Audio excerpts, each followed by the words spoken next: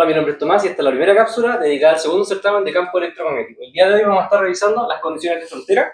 Estas se centran en 4 cosas: la permanencia del campo eléctrico de un medio a otro, campo magnético, y las otras 2 componentes que también están asociadas a la densidad de estos mismos. Entonces, ¿qué es lo que solemos considerar nosotros? El campo eléctrico en el medio 1, componente tangencial, será igual a la componente tangencial en el medio 2. Asimismo, con la componente H, en caso de la componente B y componente D, van a ser las componentes normales las que se van a traspasar de un medio a otro. ¿Esto qué quiere decir? Literalmente lo que está escrito aquí, que si tenemos un campo eléctrico en el medio 1 y un campo eléctrico en el medio 2, por ejemplo, que sean de la forma A, componente tangencial, más B, componente normal, el campo eléctrico en el medio 2 sí o sí va a cumplir con que su componente tangencial es exactamente la misma que en el medio 1. La componente normal puede diferir, tiene que diferir, básicamente. Entonces eso es lo relevante. Bueno, aquí le puse tangencial 2 veces, normal. ¿Ya? Entonces lo mismo pasaría con los distintos elementos según si es tangencial o normal. Ahora, ¿qué hay que tener en consideración? Para H y para D, esto no siempre se cumple. Esto se va a cumplir siempre que no exista una densidad de corriente superficial JS y no exista una densidad de carga en el medio ρ. Si llega a existir una de las dos, estas ecuaciones, estas igualdades cambian. Ya no se usan tal cual como están explicadas acá. ¿Cómo las vamos a utilizar?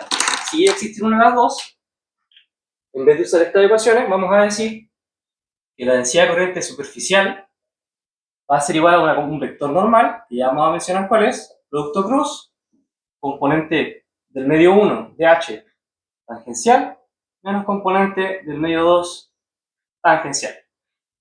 ¿Cómo se va a escribir este vector normal? Siempre va a ser desde el medio 2 hacia el medio 1, y como dice acá, con este sombrerito, estamos indicando que es un vector unitario.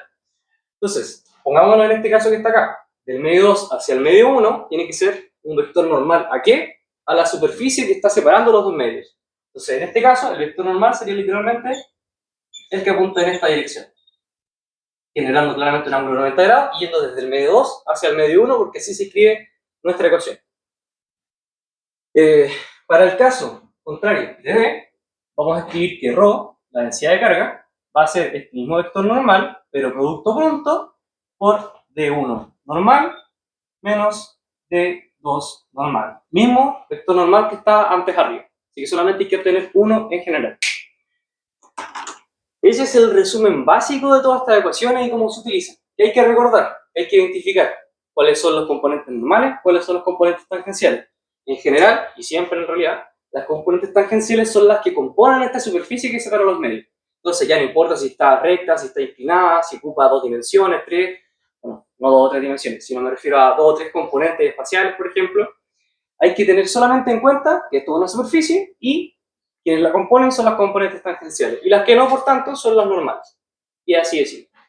Entonces, ¿cómo seguimos trabajando? Ya conocemos todas las ecuaciones, pero también hay que tener en cuenta, claro, ¿qué pasa si solo conozco H? ¿Qué pasa si solo conozco E? ¿Cómo obtengo las componentes normales al otro lado? Si conozco solo E, componente tangencial, súper sencillo de obtener, son iguales a ambos lados. Pero ¿qué pasa con la componente normal? Para la componente normal siempre hacemos el mismo proceso. Si tenemos E en el medio 1, vamos a obtener D en el mismo medio 1, porque este conserva la componente normal. Y es un proceso súper sencillo. D, básicamente, siempre va a ser, vamos a poner D1 para especificar, la componente epsilon 1 del medio por la componente del campo eléctrico. ¿Qué quiere decir eso? Con esto vamos a obtener D1 en el medio 1. Entonces podemos obtener la componente normal de D en el medio 2. Si llegamos a obtener la componente normal de D en el medio 2, podemos hacer el proceso inverso y obtener la componente normal de E en el medio 2. Entonces es un proceso muy mecánico. Entonces recordamos, la ecuación sería así. Siempre tener el cuidado de que epsilon no siempre va a ser epsilon 0, puede ser 9 epsilon 0, 16 epsilon 0, cualquier cosa, pero no siempre va a ser epsilon 0, lo mismo con los mu, no siempre van a ser mu 0. Entonces esa es la idea. Y la misma idea se puede aplicar para obtener H a ambos lados o B a ambos lados. Si solo conozco H, puedo obtener B en el medio. Entonces, como B conserva su componente normal a ambos lados de la superficie, podemos pasar desde la componente normal en el medio 2 a la componente normal de H. Y así con cualquiera de las posibles entradas de información que nos dan. Si nos dan solo H, podemos pasar a B y obtener H y B al otro lado. Si nos dan solo E, podemos pasar a D y obtener E y D al otro lado. Si queremos obtener las 4 en ambos lados, habría que tener un poquito más de información. Entonces, al otro lado, recordamos, D2 va a ser igual a mu2 por H2. Y esa es toda la información relevante que se necesita para resolver este tipo de ejercicios. ¿Hay o no hay una densidad de carga? ¿Hay o no hay una densidad de carga, una densidad de corriente superficial?